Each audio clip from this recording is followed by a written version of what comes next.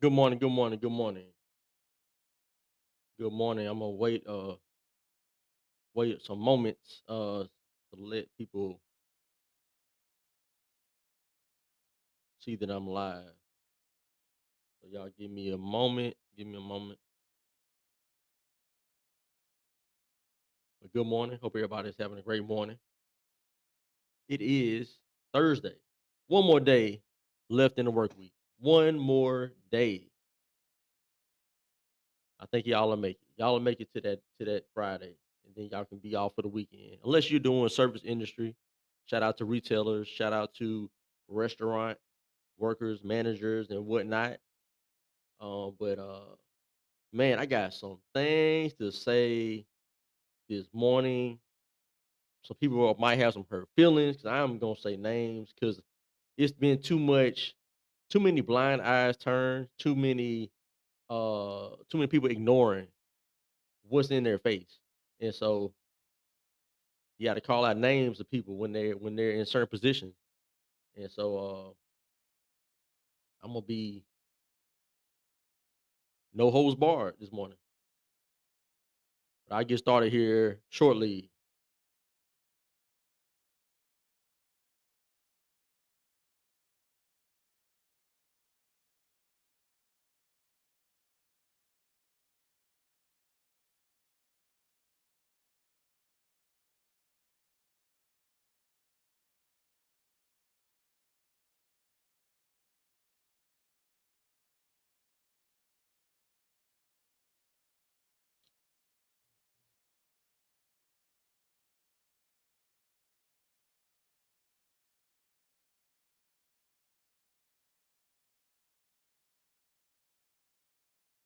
Montgomery, Alabama. This one's gonna be for you specifically.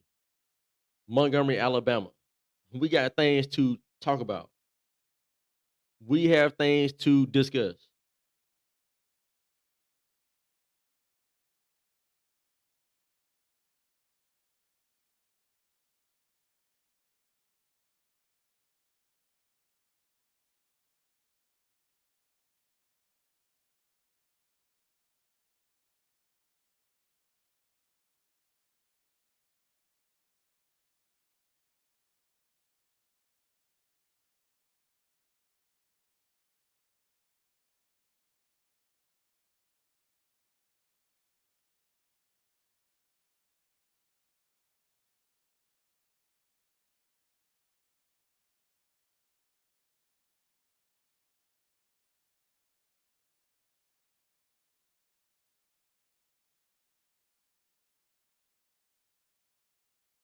Let me just share it to some pages.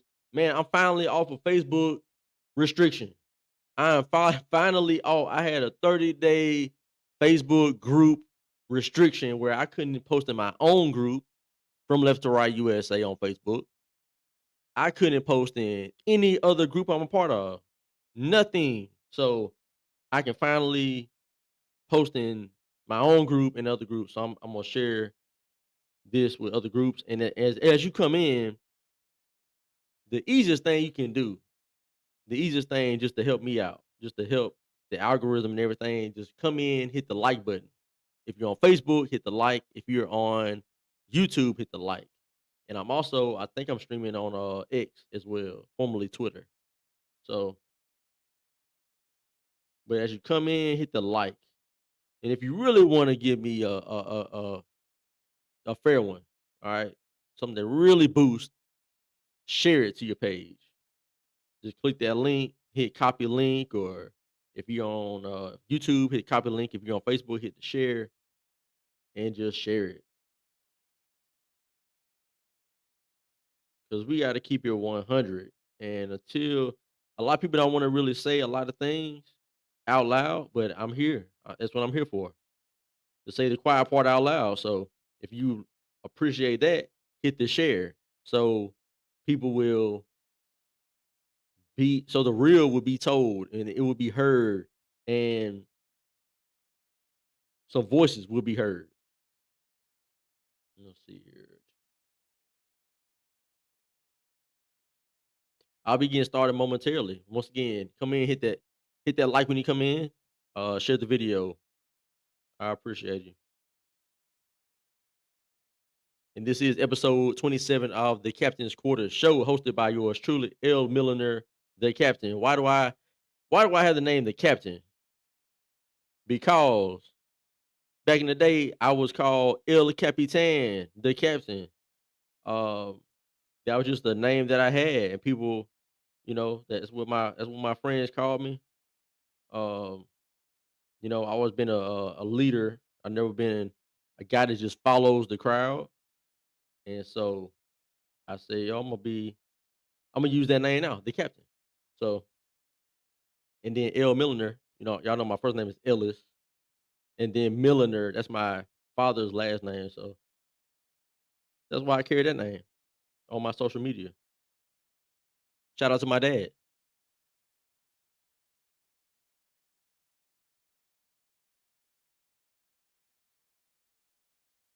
Come on in here. Come on in here. Come by here, Lord. Come by here. We need you, Lord. Come by here.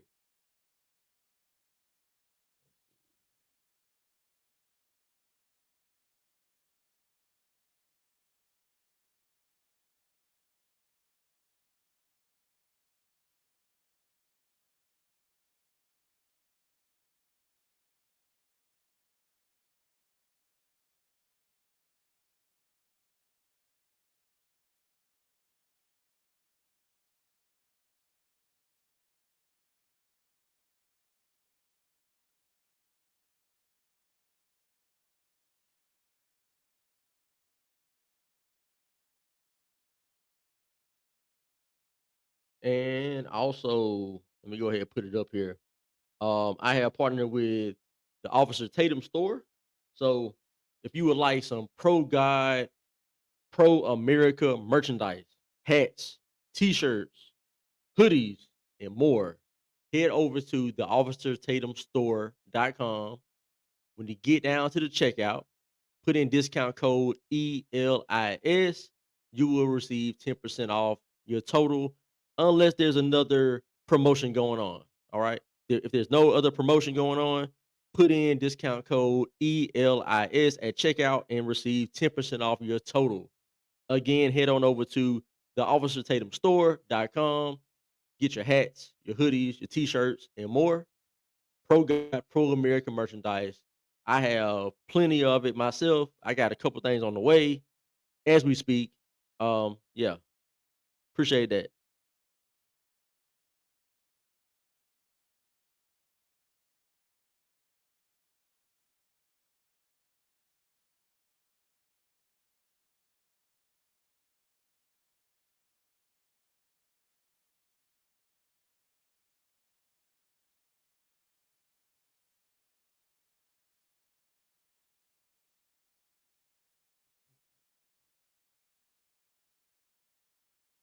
We were on the Kevin Elkins radio show yesterday morning. We do that what what is it, first Wednesday every month, if I'm not mistaken. Maybe second Wednesday. Second Wednesday every month. We do Kevin Elkins radio show. News Radio 1440 AM. Myself, Pastor Willie Knight of North Montgomery Baptist Church. And then we had Kamisha Alvarado. She was on there yesterday as well. So we just had, decent discussion, talking about the family unit, the crime that's happening here in Montgomery, Alabama, more specifically, and just solutions for dealing with this out of control city and this crisis that we're in. Now, there at times people tend to turn a blind eye to certain things, and they don't want to admit certain things for one reason or the other. And I'm just one of the people that I'm willing to stand on my own and just speak the real about what's really going on, um, and just keep it consistent across the board, depending on not depending on it doesn't what I say doesn't depend on who I'm talking to at the moment. I'm just gonna be real about what's happening. So part of the discussion about on the show yesterday was about the city hall meeting on Tuesday, this past Tuesday, we had they had a packed house, and a lot of people were there because of the crime, as they should be, right? But there were some city council members that apparently have an issue with people um showing up. They they act like it's a problem for y'all to show up to city council meetings now. I mean they were really offended. It's crazy. It's crazy. But I'm gonna talk about that and more. Oh yeah, I'm gonna say names too. Names will be said. Names will be said. I'm probably gonna be the only person in Montgomery, Alabama that's really gonna call out names. If y'all find somebody else that's done it or that's doing it, y'all, let me know. But um, people just kind of talking in generalities, and let's just be real about who's doing what and who's not doing what they're supposed to be doing. Let's see here. Mm, mm.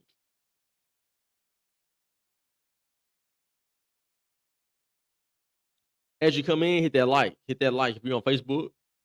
Hit that like if you're on YouTube. Hit that like. And also, if you really want to do me a solid one, hit that share. Hit that share. Hit that share. Share it to your page. The more likes, the better the video. The better people can access the video in the algorithm. And if you share the video, that even increases the likelihood that people will access the video.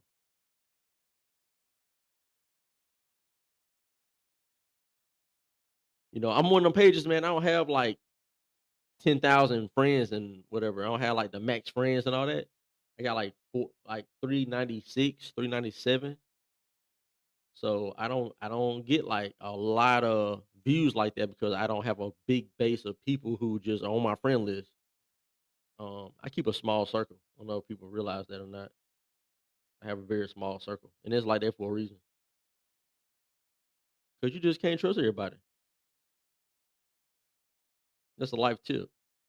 Life tip. You can't trust everybody. So keep your circle small. Keep a degree of separation between you and the next person because you never know that person may have a little animosity, a little bit of resentment towards you, a little envy, and you never know. As soon as you say something that they don't like, mm, that snake will turn on you and bite you, put poison in you. I'm telling you. I'm telling y'all, you got to be careful. Let's see. Okay, let me put that on my page. Of course, I share it to my own page, L Milliner on Facebook.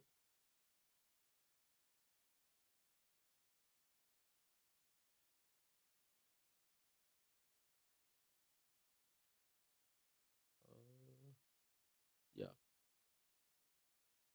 yeah, yeah, yeah, yeah, yeah, yeah, yeah. Oh man, okay. So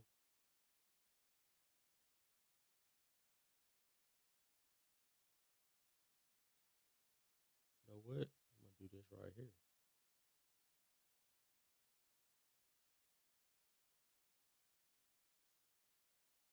I'm gonna do this right here. I'm gonna do boom.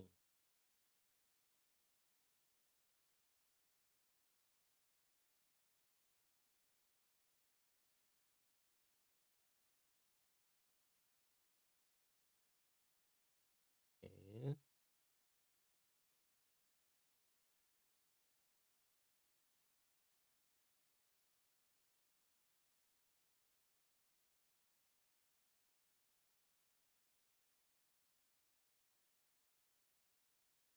okay, straight like that. Straight like that.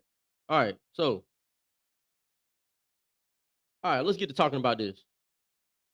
Let's get to talking about this, and I'll just clip this video later on and put it out as well. So We had a radio show yesterday morning. News Radio 1440 AM. Decisions with Kevin Elkins and myself, Pastor Willie Knight of North Montgomery Baptist Church, and also we had Kamisha Darkness Alvarado, all right, aka Sunshine. Um, so we had a show, and part of that show we were discussing the city hall meeting on this past Tuesday at 5 o'clock. It was a packed house. Lots of people showed up, and the catalyst for why so many people showed up to this meeting was because there was a young lady named Amy Dix who was shot on Atlanta Highway in traffic. I believe she was like at the red light.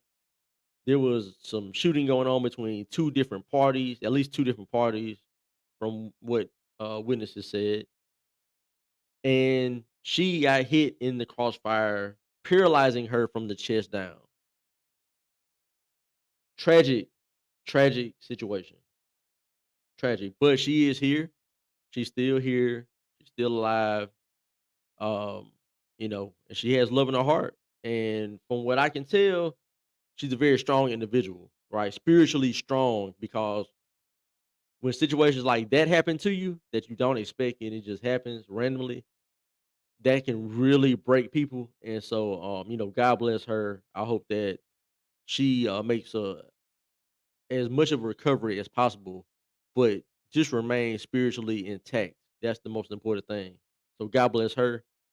But from that shooting, there was a lot of people at City Hall. Last session, the last meeting, there was a big amount of people, and then the one this past Tuesday, it was a packed house. Now,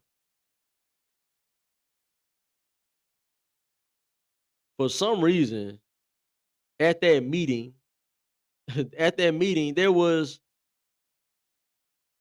we have city councilors who CC Calhoun and Marsha Johnson, who decided to bash one man who spoke and was just basically asking where was Mayor Reed, because Mayor Reed wasn't there. By the way, they had a city hall meeting. Mayor Reed was not there. I don't know where's he at. Who knows? Probably getting an award somewhere for being the best mayor on planet Earth. Um, he wasn't there. So the guy was like, "Hey, where's where's Reed at or whatnot?" And he was, criticizing the situation that we have here in Montgomery. And CC Calhoun just decided to go in on the guy. I guess maybe CC Calhoun is feeling a little bit of he's feeling that light being put on him, maybe a little guilt or whatnot for the way that this city has deteriorated and is falling apart in real time. And he decided to go in on the guy and bash him and talk about, well, sir, you're not even from here and this and that. And as a matter of fact, I can pull up the video. I'll let y'all hear it for yourself. That way, it's not just me saying this is what happened. Go look at it. I'm gonna pull it up here just shortly. I'm gonna pull it up and I'm gonna let you listen to it, watch it, and just hear the animosity, the hostility displayed. And Marsha Johnson, also a councilwoman, she she echoed CC Calhoun's comments about somebody not living in Montgomery and what difference does it make to them about the city of Montgomery, what goes on in Montgomery. Ridiculous. Let's see here. And carjacking.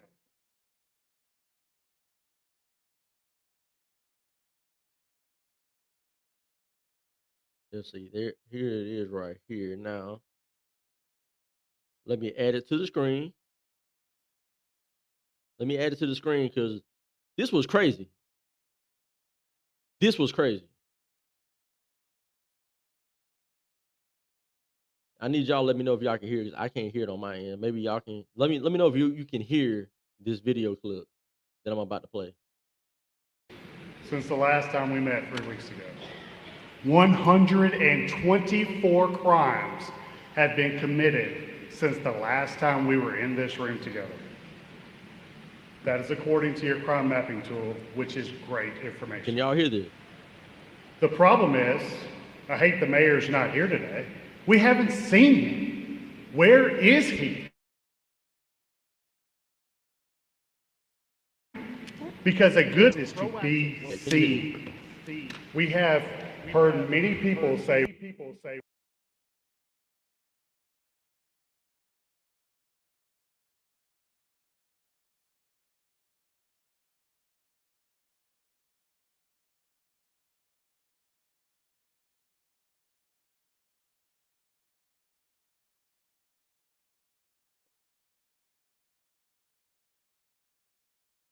Check it for myself. Let me see here.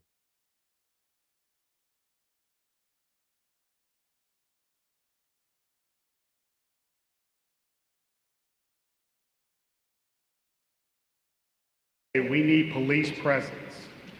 Where's our mayor? I asked that. You have a department, Yep.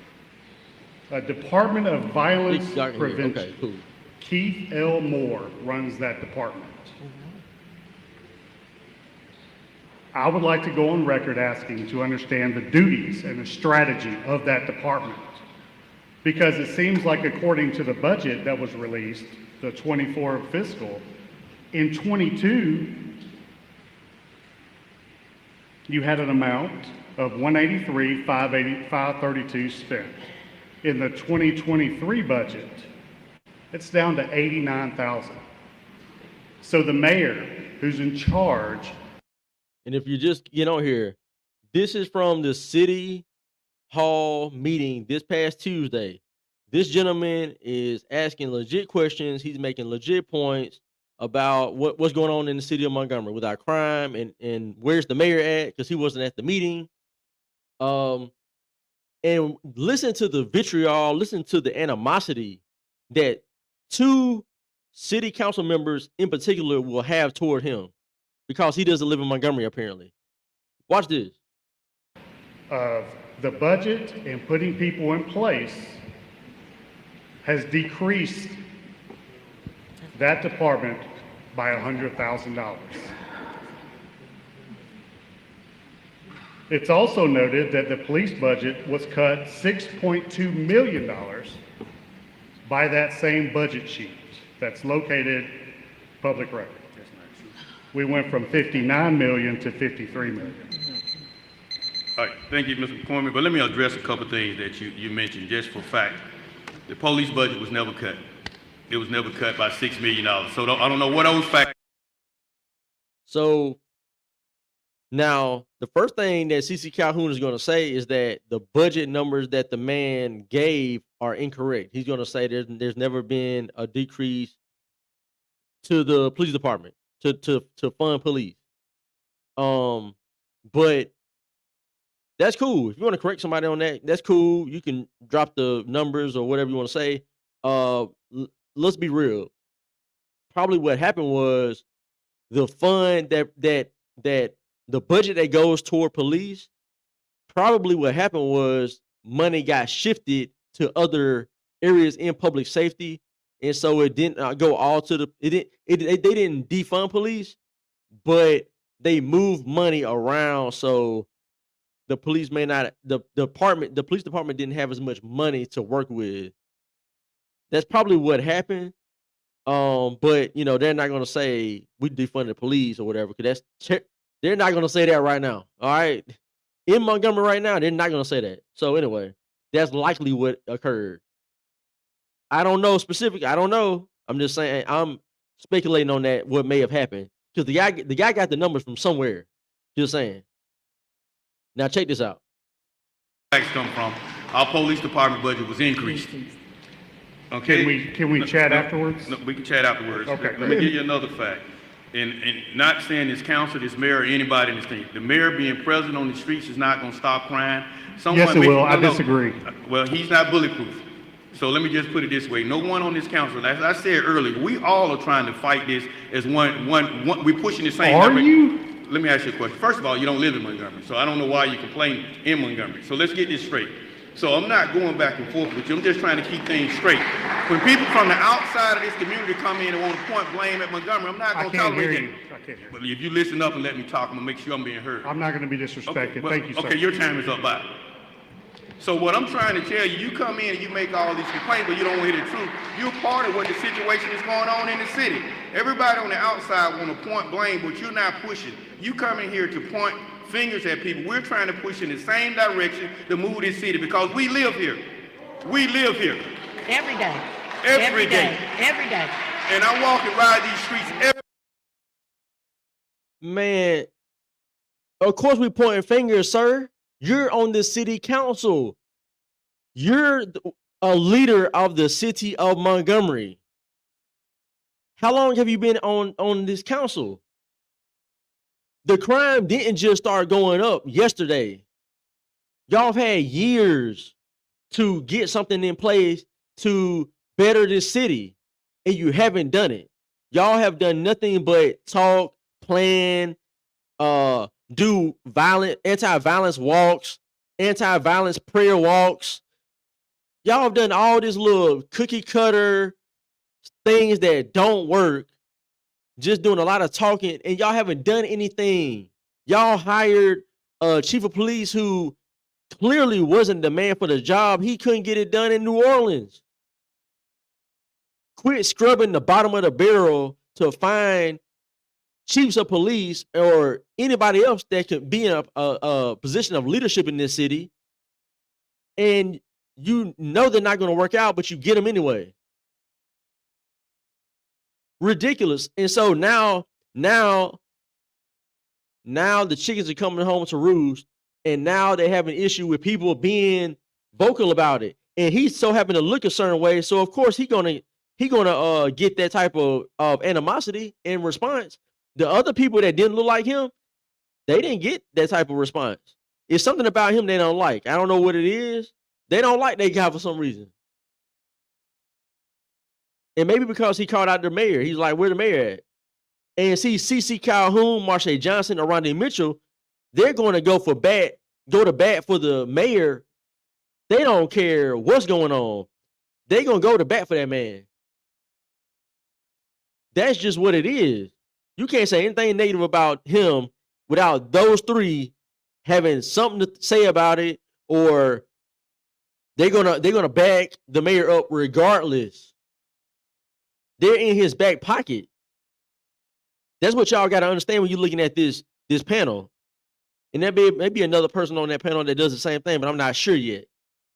But those three, yeah, definitely. But let's keep listening, because Marsha gonna chime in too. every day. I don't fear for anything. That's right, Mr. President. Anything. That's right. It's my time. You can keep talking back. I can ask you to leave, sir, because I'm not going to be disrespected. I'm talking to you. Mr. Keith McCormick. Okay, thank you. You said it. I'm just clearing up some facts for you, sir. Not going back and forth, which I want you to tell the truth. The police budget was never decreased. And not 1 year I was here. So I'm through with that conversation. Councilman Calhoun, I just want to speak up on Office of Violence Prevention. The budget that you see there is what's in the general fund. The Office of Violence Prevention is mainly funded by grants, so it will not show in the general fund. That is a $4 million expenditure for.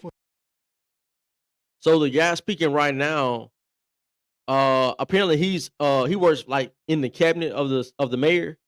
So he's sitting in for the mayor because the mayor's absent. He's not there. Where's he at? God knows where. I'm sure he, like I said, was somewhere receiving an award for being the best mayor on this side of heaven. I'm sure he was getting the first black mayor of Montgomery award somewhere. All right, no telling what he was doing. But he wasn't there. So this guy right here is going to speak up and defend his mayor because he can't possibly have anybody speak the truth about the mayor. God forbid anybody speaks the truth about the mayor. Because this guy right here is gonna let him know you can't do it. Not in his watch. Not gonna happen, right? So let's listen to him speak up and just talk a lot of garbage and say a whole bunch of nothing. For the city of Montgomery, which is funded through grants, because we have an awesome grants team, a finance team that have found a way to try to step out and improve the condition of the city. So when you look at some numbers, there's facts, there's stats, and there's damn lies. And here's the deal. We are funding this. We are getting after it each and every day. I don't go home a day not thinking about the issues that we have to face on a day-to-day basis in the city of Montgomery. So I'm going to stand here and I'm going to defend my mayor because he has charged me, Chip Hill, and the team alike to get after this problem. I can't tell. I can't tell that you care that much.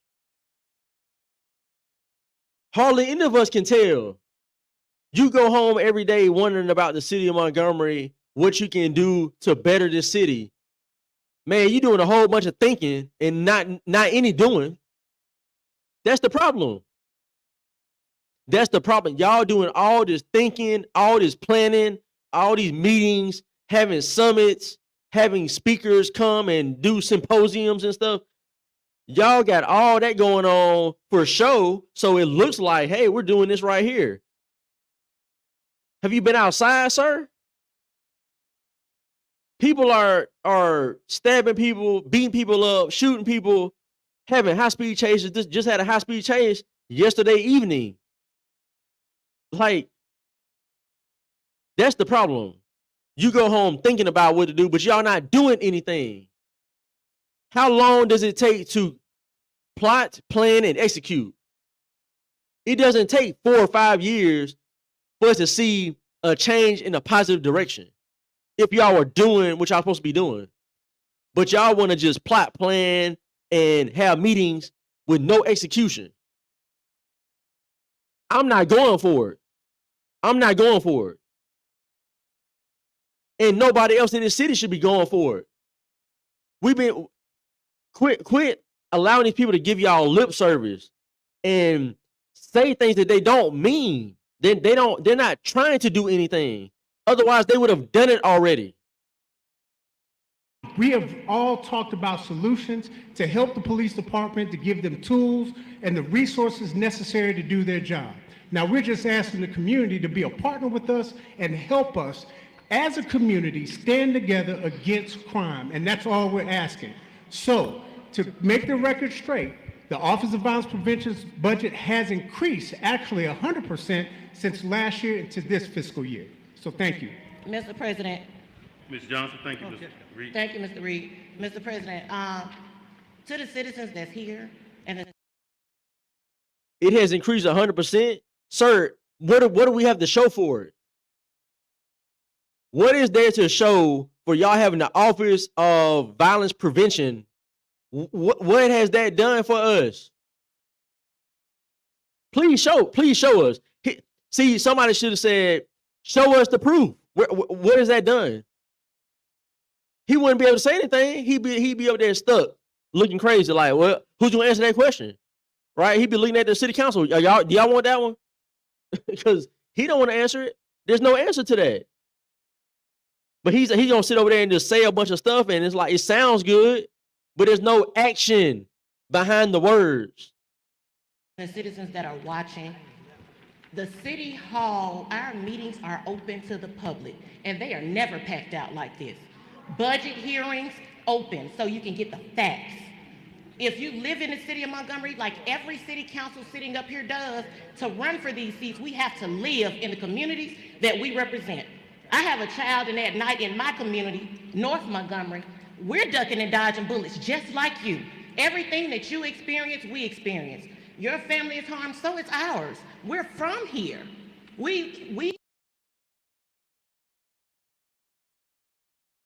Y'all check this out. Listen now, listen to what she's saying. And she's gonna go way off the rails. Watch this. We are woken up every night, so you don't have to tell us what the facts are about crime. We get alerts on our phone every time one happens. 2 a.m. in the morning, we're receiving those phone calls from people who are afraid to call 911 for retaliation, thinking that we're gonna run to where the bullets are. But we're not police officers. We're not running to the bullets. So if you have a problem in your neighborhood and in your community, dial 911. That's the first step. So the police officers know what the hot areas are and the crime is. Secondly, just like you're packing City Hall, show up to our nonprofit organizations that are helping in the communities that need it. The kids. Yeah, call 911 where they have about half staff capacity right now. They're probably gonna not answer the phone, and if they do answer the phone, they're gonna probably put you on hold. And then if they do come back to the phone to take your call and what your emergency is, when you say you need police, police may or may not show up. But if they do show up, it's gonna take about a good hour, maybe 2 hours. I know this from personal experience. Okay, so she's telling you to do something that is not even effective. And if you got to call 911 for somebody shooting at you, it's too late already. They've already shot at you and probably hit you. How about let's do some proactive policing where they're able to get the weapons off the streets of the people who don't need the weapons. They're able to catch the guys who's drug dealing, the guys who have warrants. If we were able to do proactive policing, then maybe a lot of people wouldn't need to call 911 because the people who are doing the crime would be in jail. Maybe. But she'd rather blame the people who are the victims than deal with the issue and take care of the police department. These are our leaders. C.C. Calhoun, the guy who spoke first, he's the president of the city council now. That need it. Show up there. If you don't want to and you're not able to show up and you have the money available, donate. They need donations every day, and our budget cannot afford to run their operations, but yours can. Even if it's $10, what we spend on Starbucks, you can give to a nonprofit. You can pay for a kid to go to summer school and summer programs this summer to help get them out the streets. That's how the community comes together, not just standing up, throwing blame, coming out of from Laverne, Greenville, and Raymer to tell us what's happening in Montgomery when we live here. Thank you, Mr. President. Thank you, That's Ms. my Jones. time. Okay, we're moving on. So if you live outside the city of Montgomery, if you live in Selma, Laverne, Greenville, Wetumpka, Prattville, she don't care what you got to say about what goes on in the city of Montgomery. How stupid does that sound? Montgomery is the biggest city and the capital of the state, and it's the biggest city in the river region. So what goes on in Montgomery impacts all of these other outside towns and cities that's in our vicinity. So a lot of the people who live in Auburn. All right, that's like 40, 50 miles away in that Auburn, Opelika area. They work in Montgomery. They commute to work. They rather live in Opelika in Lee County and commute to Montgomery every morning and every evening when they get off work than live in Montgomery and deal with the issues that this city council and this mayor have allowed to occur. That should tell you something.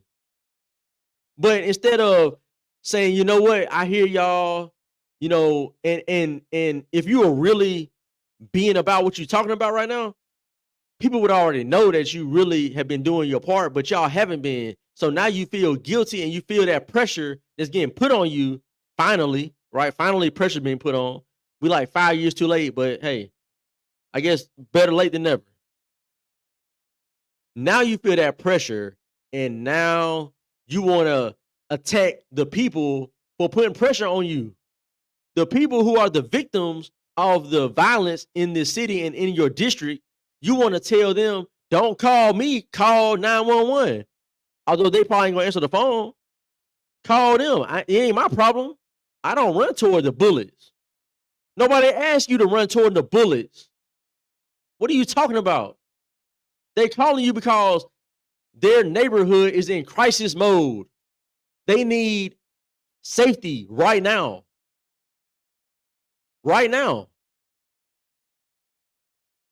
Don't bash the people that are in your neighborhood. Don't bash the people who are not living in Montgomery because they commute here. They spend money here. Your mayor wanted to tax the people for working in Montgomery that lives elsewhere. So he wanted to make the money off of the people. So you telling me those people can come here and work and you want to get their tax money, but if they have something to say about the crime going on in the city that they work in the city that they have family in, they may want to come visit family. They probably have to come here to take care of certain business things. We have the hospitals are here, right? Some of the better hospitals are in Montgomery in the river region.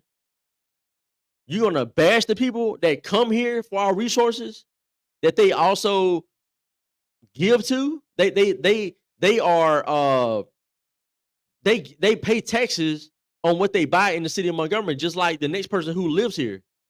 But you want to bash them because they don't live here and they got something to say about the crime that you've allowed to exacerbate, increase. Insanity. The unmitigated gall to sit up there and talk like y'all been really, like y'all got this thing in control and y'all don't. All right, we're going to new business. Ms. Blaylock, I did say before we went into new business, we had a resolution from Councilor Beard. Man, that's wow. Wow. And I mean, oh, what's up, Jason? Let me show his content. Did he say that guy was part of the blame? How was he part of the blame if he just said he doesn't live there? He is just mad that he's being called out. There it is. And that's a fact. They didn't, that's a fact. They just didn't like the guy for some reason, quote unquote. Yeah, we know. We know what it is. We know what it is. Because there was some other people who looked a certain way that was up there before him. And they appreciated their comments because what they did was, here's what they did.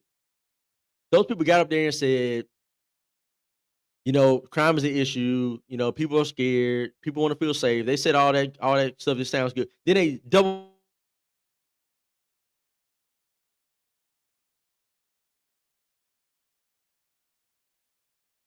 We gotta as a city come together and we gotta support them and this and that. It's like we vote for them. They're in the position that they're in now to handle what we're talking about, we're complaining about. That's their job to do that. That's why we put the mayor in the mayor seat. I didn't vote for him. All right. Some of these other fools did. But he got voted in to do the job. Because he isn't doing the job, now people are complaining about it. Don't get mad at us. We can't fix it. We can't go out here and police. If we went out here and policed this city, y'all wouldn't want us doing that. Y'all would be saying, man, y'all gonna cause more issues or whatever. But don't tell us that we can do it then. Don't put it on us. Like we're the ones in charge. City council, mayor, y'all are the ones who are in charge of this situation. And the mayor himself, Mayor Reed, he said he runs the city and he runs MPD. That's what he said. All y'all fools want to get on here and talk about it ain't the mayor's fault. The mayor can't change the crime. He can't go out here and catch the bullets and he can't do this and that. Is he even trying? He's not even trying to. He's not trying to, but he did say he runs the city and runs MPD. So because he said that, when you go to Walmart or Target or Ross, Kohl's, Dillard's, whatever store you go to, if they don't have any clothes on the shelf, like they got a whole clothing section and it's empty, who do you blame for that? 9 times out of 10, you're gonna ask, who's the manager? And then when the manager comes, are you gonna tell the manager, I know it ain't your fault, baby. You just the manager. I know you don't order this stuff and you don't manage the store. You just got the name manager. Who says that? Nobody said. They say, yo, you don't have any clothes in the clothing area of the store. Why not? I came here for clothes. Y'all have a whole section, or y'all's whole store is a clothing store. Where the clothes at? Right? You don't say, you don't go outside on the sidewalk and tell people that's coming in, the customers, and say, man, y'all need to do better because they don't have no clothes in there. Y'all need to do better than this. They don't have no clothes. You're gonna go to the root of the problem, the person who's in charge of the store, and them about it. Just like that, the mayor's in charge of the city. He calls himself the CEO. So we need to ask the CEO, why is he not getting things done?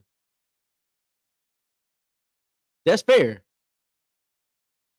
That's more than fair. What are we talking about?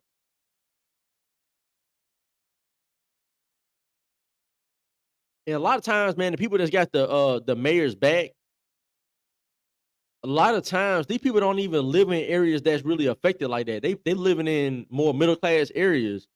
You know what I'm saying? I live in a middle class area, but I just care more about it because I came from a certain environment.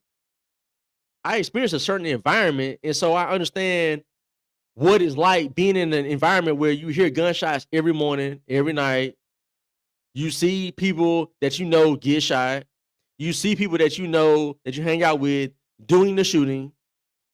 There's a difference to that. But when you grow up in a certain area that you don't really experience that, and it's very rare that you ever do, and when you do, it's like it's an anomaly.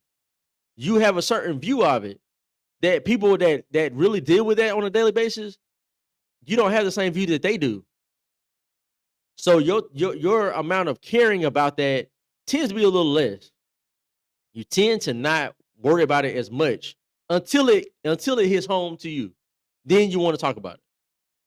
And a lot of these people who support Reed are people like that. They don't experience that type of lifestyle. So until it happens to their family, to their friends or whatnot, they're gonna be quiet about it. They're not gonna really be worried about it.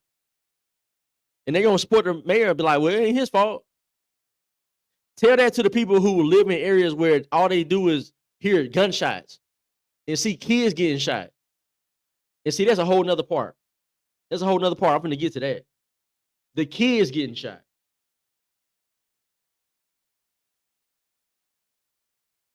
And as y'all come in, hit that like on YouTube, hit that like on Facebook. And if you want to do me a real solid one, share the video to your page, Facebook, whatever that you use on social media. Just share it it'll help the algorithm. Because a lot of people don't really want to say certain things. I'm willing to do that because it just needs to be said. It needs to be said. And these people ain't gonna come over here. They're not gonna come on my show. They're not gonna do it. Certain individuals would not come on here because they know what time it is. All that's out. All that talking about what you want, what you gonna plan to do, all that's out. That we not going for that. Been hearing that for 4 years. Not trying to hear it. Now, how come when the pandemic happened and that was it hit Montgomery March, April of 2020.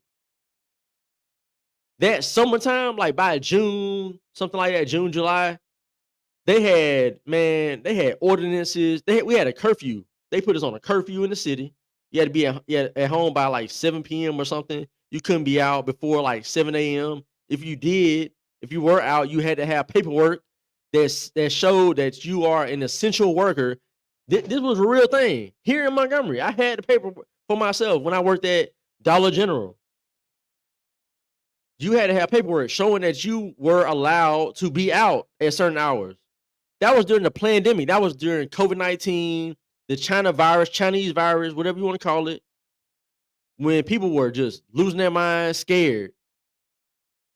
They did that. It was a mandatory mask mandate.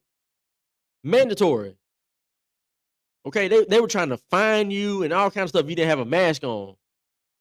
If you went to a store or like a retail store or a restaurant or something and you didn't have a mask covering your nose and mouth, and you were an employee of that business, if the health inspector came in and caught you in the act of not covering your nose and mouth, they would cite you and then give you like 24 hours, and they would come back, and if somebody still wasn't covering their nose and mouth with a mask, they would shut you down for 10 days.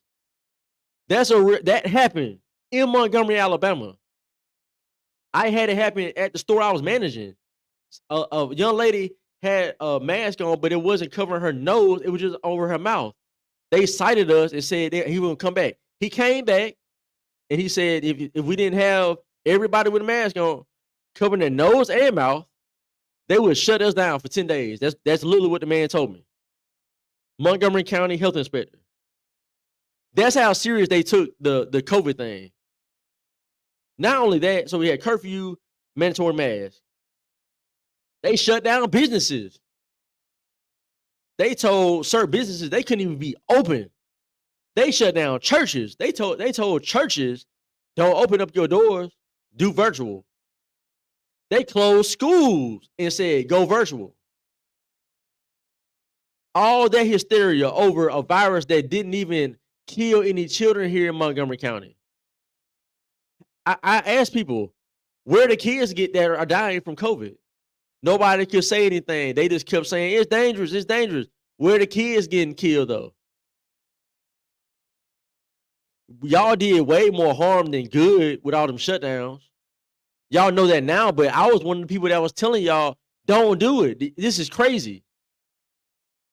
But y'all did that. Point is, y'all went above and beyond. Y'all went crazy over a virus that didn't impact the city the same way this violence is. Because guess what? This violence that's happening in Montgomery, you got little toddlers getting killed, 5-year-olds, 10-year-olds, 13-year-olds. You got kids getting killed, kids being beat up and shot and some everything else. This is the real crisis that's going on in the city. But the people, the leaders that are in charge, they aren't viewing it the same way. They don't see a crisis, obviously, right? Because otherwise they would really be making decisions and doing things like they did with COVID. They did things with COVID. They put things in place. As errant as it was, as much of a mistake as it was, they still put things into action. But when it comes to this right here, all this violence, people shooting on the Atlanta Highway, Taylor Road, the Boulevard, they shooting at the Bama Lanes, Chuck E. Cheese, Walmart, Target, you name it, they done had shootouts. People's neighborhoods. This is going on. This is the real crisis, and there's no focus on it. There's no action. It's just we trying. we promise y'all we are trying. We trying. We hear y'all. We live in Montgomery too. We deal with the bullet. They're shooting at my house too. Really? For real? Or you just saying that because it sounds good? I don't believe you. I don't believe you, Marche. I don't believe you. You're ducking bullets. I don't believe you. I don't believe you because you want to go at the people, your constituents that are complaining. I mean, reasonably complaining to you about what's going on in their neighborhood, and you want to bash them because they're bothering you. They're bothering you about the crime that you can do something about. So I'm going to tell you, Marche Johnson, I don't believe you when you say you're ducking bullets. I don't believe you. Quit complaining. Do something about it. Do something about it. Like y'all did something during COVID.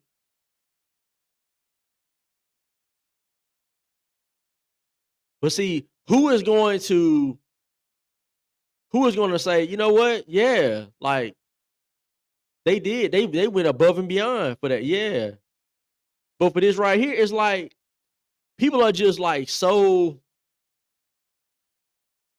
they're so like detached or something. I don't know. It's like this ain't that big of a deal. It's not a big deal to you until it comes to you. Like I mentioned earlier, when your mama, your daddy, your sister, your friend, your cousin, somebody, when they get shot and they get stabbed, they get beat up, they get strangled to death, whatever the case, then it's like, okay, yeah, now it's real. It wasn't real before. It wasn't real until it happened to me. Now you see. And that goes into another part of this. I had this conversation with somebody yesterday. The situation with Amy Dix. Amy Dix got shot and paralyzed. She happens to be the world calls a white lady. There's a divide. There's a divide in the city where certain individuals that are more inclined to be victims of violence, right? The world calls them black people. When urban America or people in Montgomery, more specifically, when they're victims of crime, all right, and violence, people kind of tend to, like, the people in that neighborhood, they start to kind of get desensitized to it. It just becomes part of their routine, and you know, every now and then when one of their relatives gets shot, then it hits home, so they're gonna be more vocal. But generally, those people in the neighborhood kind of tend to not really say a whole lot. They don't tend to go down to City Hall. They don't pack out City Hall, right? They don't. They just tend to not do that. But when Amy Dix got shot and paralyzed, a lot of the so-called worldly white people, when they showed up and packed out the City Hall, now it's a problem. There's a problem with that because there's action when it comes to certain individuals, right? The culture that they personify is one of, they really want a better Montgomery. They really want safe Montgomery. And a person got shot that shouldn't have been, that wasn't even a part of any street activity or any of that. She got shot and paralyzed. So they acted. And the people on the other side are feeling like they're kind of showing y'all up. Cause y'all don't show up down there. Y'all don't show up in big numbers when the shooting happens in y'all neighborhoods. When police come out and stuff, y'all don't even want to talk to police. Y'all tell them, I ain't see nothing. I don't know what happened. So y'all, there's a divide here. So don't bash the individuals who are not living in the hood and who don't deal with this type of stuff all the time. Don't bash them for wanting to speak up about something that happened to an innocent lady who was just in her car driving. But that's what's happening. They're being vilified. And that's part of the thing that was going on with CeCe Calhoun and Marsha Johnson. They even said it. They said it. Y'all packing this place out. She was like, I ain't never seen the City Hall packed out like this. But it's because of a certain individual, and the people that's behind that individual are more vocal. Apparently they care a little bit more. I mean, just be frank. They seem to care a little bit more. Don't get mad at them for caring and holding you accountable, city council and mayor. Don't get mad because of that. And quit with this whole divide thing. Quit with this divide thing, man. This lady was on the radio with me yesterday morning. Kamisha Darkness Alvarado, aka Sunshine. She was on there and made a mockery of this lady getting shot and paralyzed. Her thing was, she was like, well, since they don't be caring about what's going on in the hood, in our neighborhoods and stuff, they don't speak up for us, then we don't care nothing about what happened to her. We ain't trying to give her GoFundMe for her wheelchair, her ramp, and all that stuff. Man, imagine if a white lady was on the radio and said that about a black female that got shot and paralyzed. Imagine the backlash that would happen from that person saying that. Granted, they might not really mean what they're saying. They're trying to make a point, but that ain't the right thing to say right now, right? It would have been a whole different outcome. Whole different outcome. And in that moment, I really didn't catch everything she was saying because I really kind of wasn't paying attention to what she was talking about a lot of the time. I was just kind of zoned out in my phone, you know what I'm saying, commenting to people that was talking to me on the live and stuff. I didn't even catch all of what she was saying. Didn't realize she said all that until somebody texted me. I saw my text when I left, and the guy was like, man, right here about that lady. And I went back and watched the video, and I'm like, she really did say that. But that's the cold-heartedness of the situation. And again, she only live in this lady right here that was talking about the lady getting shot and paralyzed, and how why should we care? Why should they care about what happened to her? She don't even live in Montgomery. She one of the people that CC Calhoun and Marsha was talking about. You don't even live in Montgomery. Why do you care? That's what they said. That's what they said. Marsha Johnson and CC Calhoun are the ones that said it. If you don't live here, why do you care about Montgomery? You know what I'm saying? Don't get mad at me for just pointing out what they said. They the ones that said it. Holler at them about that. But you ain't gonna do that because y'all the same skin color, y'all the same culture, whatever the case. So you're not gonna do that because y'all on the same side. You can't say too much about them. That's what that is. I'm in a position where I'm gonna say whatever about whoever. I've done that consistently. If you ain't doing what's right, then you ain't doing what's right. I don't care what color you are, what you look like, how old you are, all that type of stuff. Don't matter. If you're in a position of leadership, or you're a person that's running for a position of leadership, then you can be talked about in a positive way or a negative way. People can turn a blind eye to you, and others don't have to do that. They can be 100% real, straight up, tell the truth about you. Right? The truth can't be disrespect. I'm just saying. If it's the truth, you can't don't take it as disrespect. It's just the truth. Man, thank y'all for watching. If y'all watching right now, appreciate you. If you're watching on replay, appreciate you as well. Come in and hit that like. Hit that like. Share the video to your page. But if you just hitting the like alone, it just helps the algorithm. Comment. Y'all got questions, ask me. Ask me questions. I don't mind answering questions. I don't deflect and try to talk my way around answers. I don't do that. Other people do that. When you ask them a question and they really don't want to answer the question, they'll just talk around it. Right? I just answer the question directly. I asked 2 people a question yesterday. This is off subject of what we're talking about right now. I was on the radio and somebody mentioned how slavery. Matter of fact, it was a caller. A caller called in. He said slavery impacts the blacks today. It causes the blacks to basically their families being split up. During the slave trade, that has a effect.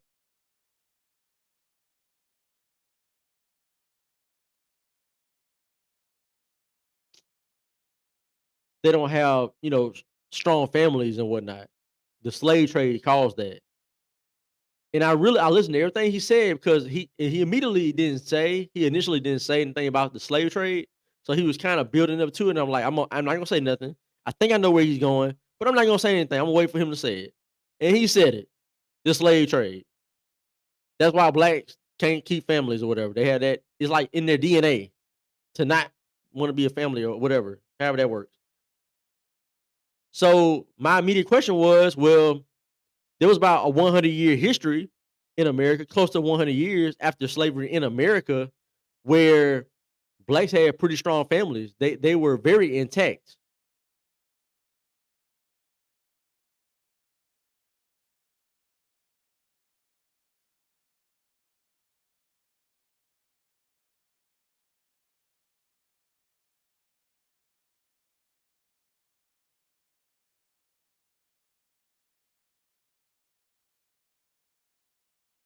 So I said, soon as he said it about the slave trade affecting the family, okay, well, tell me there was about almost a 100-year history in America of blacks having strong, intact families. So how come that whole DNA slave thing and that mentality, how come it didn't affect those blacks in America? He couldn't answer the question. He did everything. He talked around it. Would not answer that question. Would not answer it. The lady in the room, she got to talking. She went all around the answer, didn't answer the question. They both brought up reconstruction. Reconstruction. I never said nothing about reconstruction. I'm talking about families. We do a show.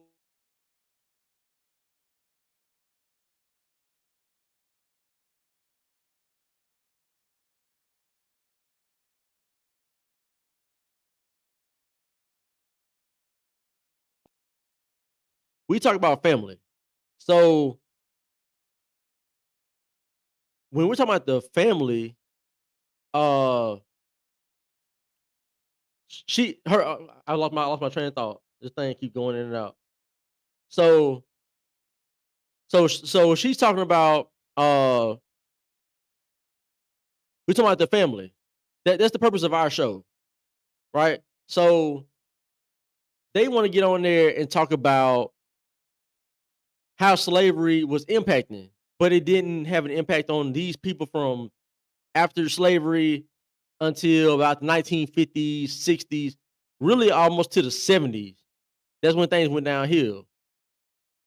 And it's like they want to talk about everything else but that. It's just a deflection tool. That's all it is, because you can't answer that question. She couldn't answer that question, and neither could the caller. Neither one could do it.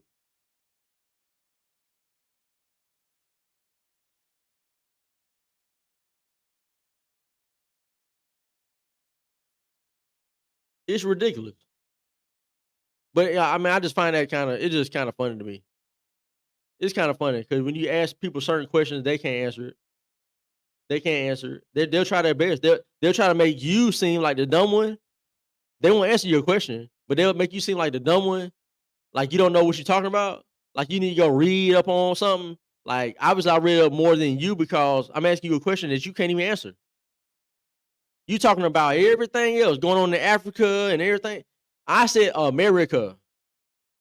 I said in America. But anyway. Man. What when it comes to the family in Montgomery, Alabama, just talking about Montgomery. I heard what Marche said.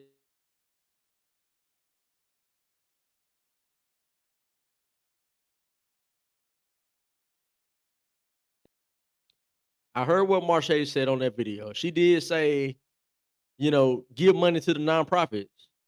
She said, if you're not able to actually go and be hands on, then give money, support them financially. I hear that. I do hear that. And that's part of it. That's part of it. I mean, to me, we depending on the government way too much for a lot of things. But see, my focus is on the government when it comes to the safety because that's their job. It's the government's job to keep us safe. That's just, I mean, the police department is part of the government. That's not a nonprofit agency. That's not a for-profit corporation. That's the government. Fire department is the government. That's what it is. So if your government, your job is to protect us. That's just what it is. So on that side, don't try to go over here to the nonprofits and try to blame them for try to divert attention away from you and go to the nonprofits. They have their role, just like the church has its role. A lot of people can step up, but don't try to deflect from the government's role. Y'all run police. We don't do that. All right. I mean, it's a service thing. We pay taxes that go toward funding it, but we don't run it. That's the mayor. The mayor said that. He runs it.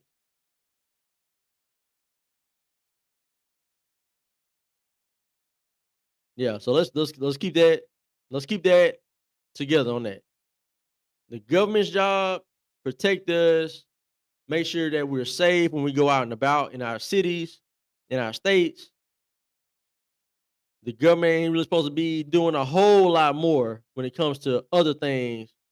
As far as like starting businesses and all that type of stuff, they love to like just nickel and dime you to death when you're trying to start a business. But yeah, when it comes to safety, that's y'all's job. Because like I said earlier, if we police ourselves the way that we really should be doing, y'all not gonna like it. Y'all gonna be complaining about us.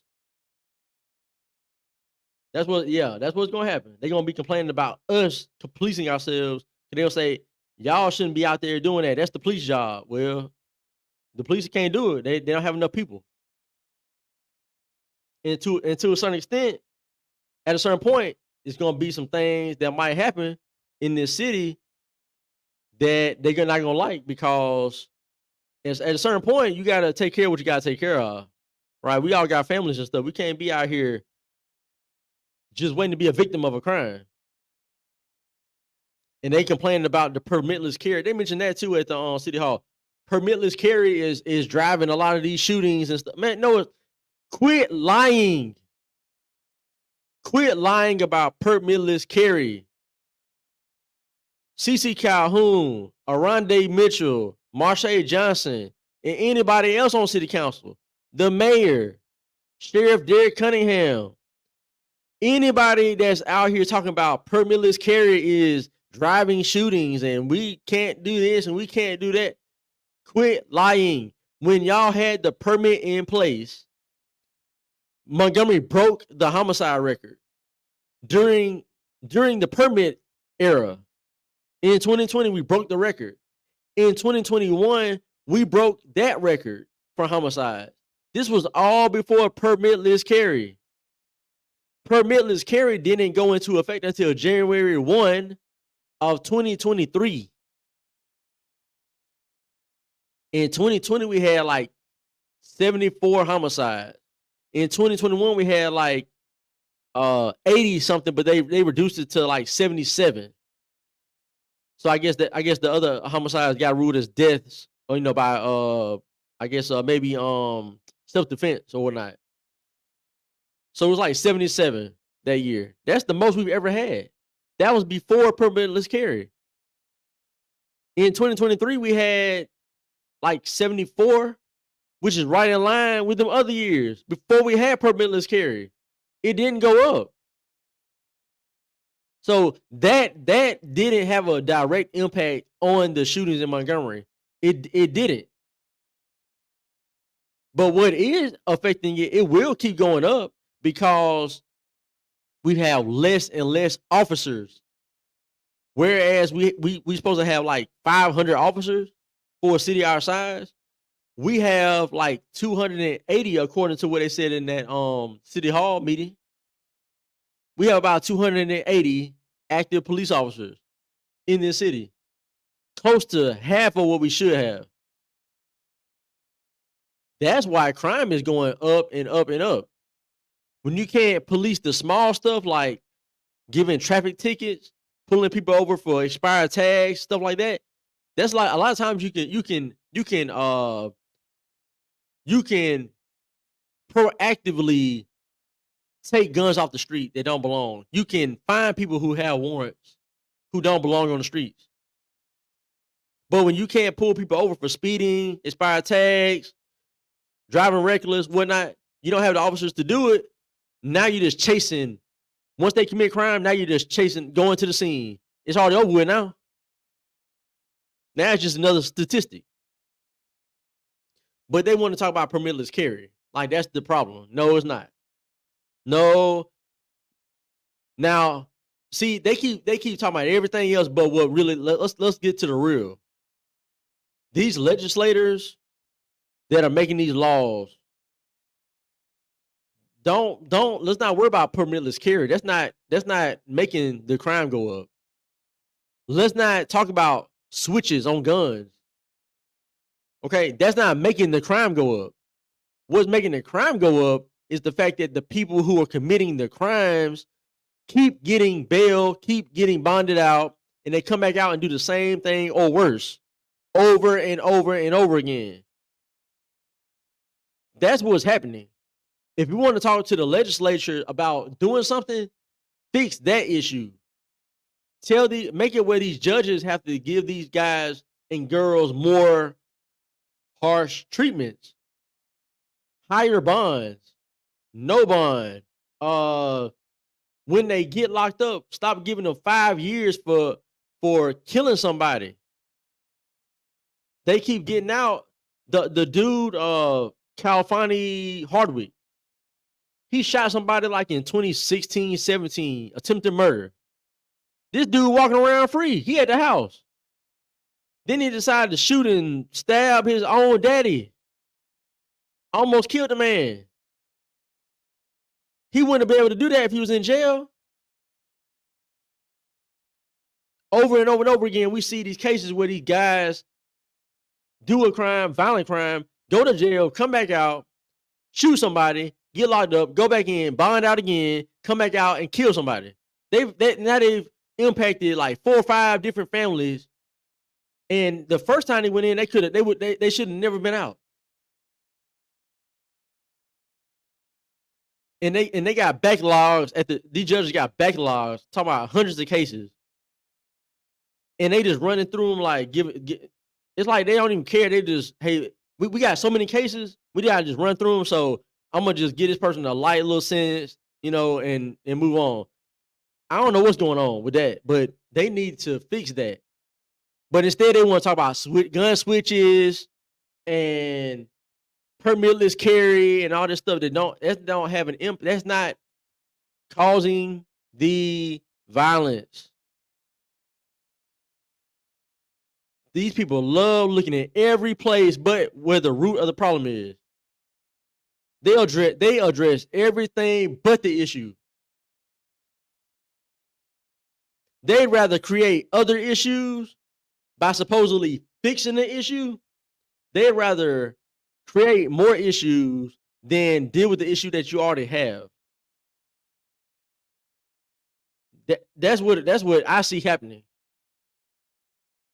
That's what I see happening. Boy.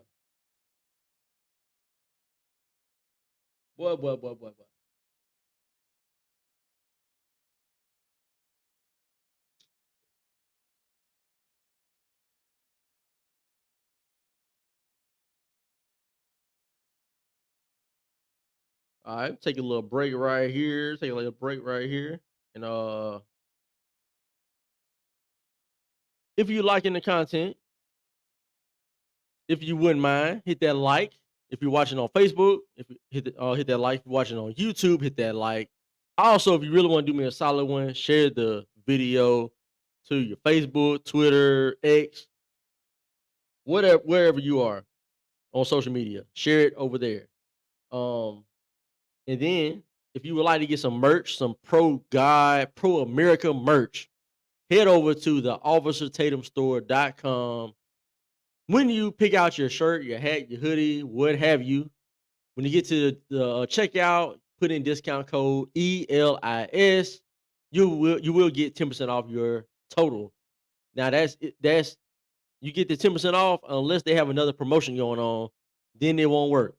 But if there's no promotion going on, otherwise, put in discount code ELIS at checkout and get 10% off the total of your order. Hoodies, t-shirts, hats, and more. All right, they have male apparel, female apparel. So good variety of there's only two genders, so you only got male and female. So but they got both. They got shirts and hats and everything for both genders. Yeah. Let's see here.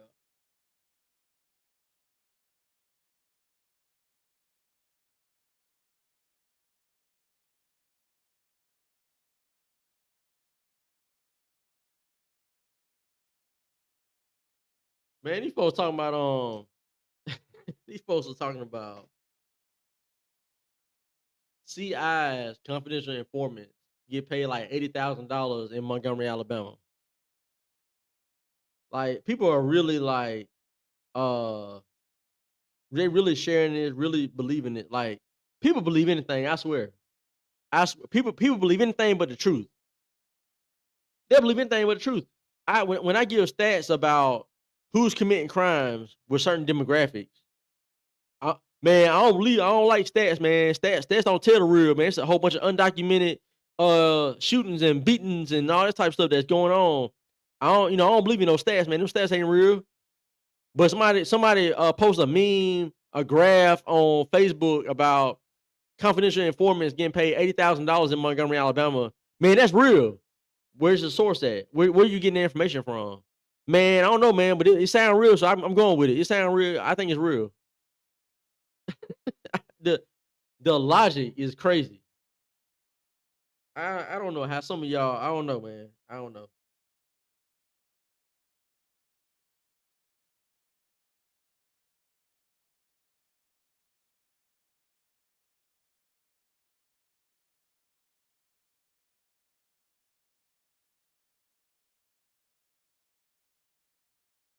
These folks are true, man. I swear.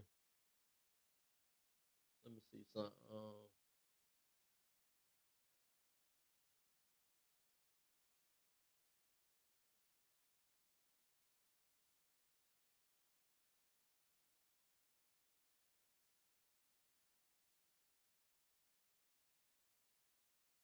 Let me see what's happening here locally.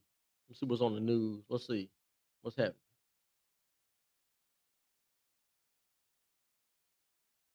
Elmore County teacher named Alabama Teacher of the Year. Okay. Mrs. Stringfellow. Okay, then. Shout out to her.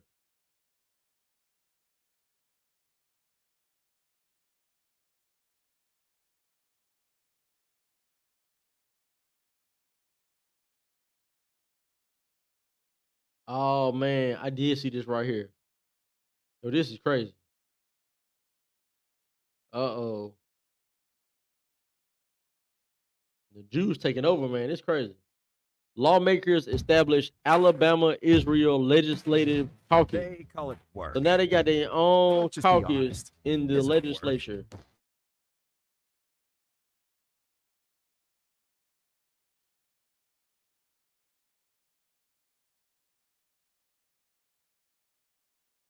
To create the Alabama-Israel It's a way of life. Legislative Caucus. The group Life aims to serve good. as a point of contact between Alabama and Israel.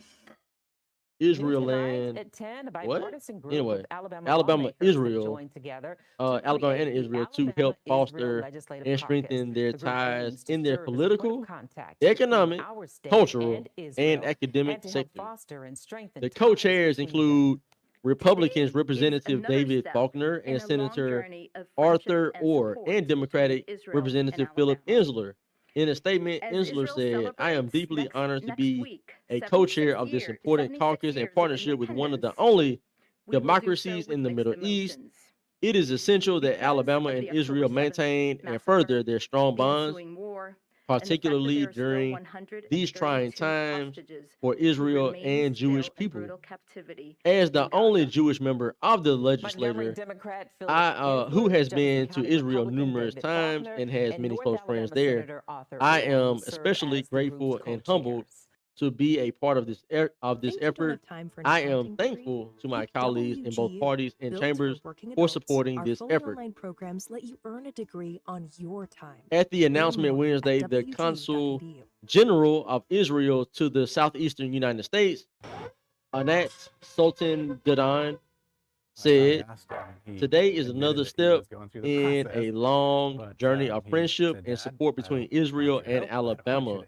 As Israel celebrates next week 76 years of independence, we will do so with mixed emotions because of the October 7th massacre, the ensuing war, and the fact that there are still 132 hostages who remain still in brutal activity. I think maybe it means brutal captivity in Gaza. Even has an older brother who works for Sacramento City Fire. And Chase says I mean, of course, I stand with Israel when it comes to that whole war thing that they're dealing with. At a young age, he started saying that he wanted to be a firefighter. But all kids, I get real they want to be that. As he got skeptical older, when it comes to. every year or two, he would continue to repeat I get real skeptical when it mantra comes that to this is what he was these gonna do. individuals And I don't think I necessarily knew what that meant when I was a little kid, that but growing are up, creating it these still, like I said, it aligned really well these with my laws and values things and over what I here like to do, and about what you that's can and my can't dream say job. when it comes to people from Israel and whatnot. This is what it would I have be an like. issue with it. He looks And so I feel like cute they're back gonna there. try You to hear make that, some Brett? state law or something where you can't say certain things about people from Israel, the Jews or whatnot. Like that's what they tend to do. It's like you have free speech until you say something about Jews. I've looked up to my dad Now a you long time, can't so say now you to don't have free speech anymore. Now it's kinda hate speech. reach this spot. Like I can't be is critical of just anybody. very Like I meaningful can't be to me. critical of them. Just glad I that might not was agree able with to that we need to still do be certain around things. and I on the can't job say that. to see That's this crazy. happen.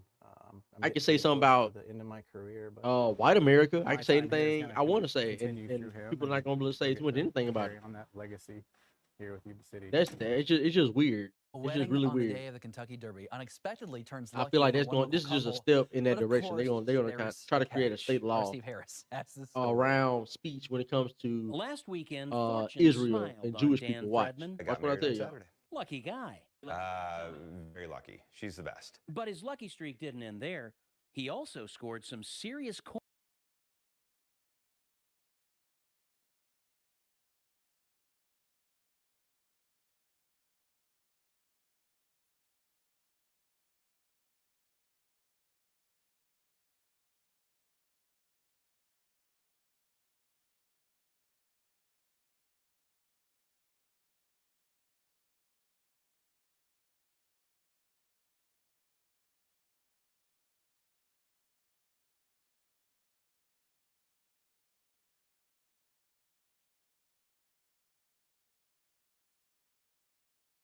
Let me see what else is happening.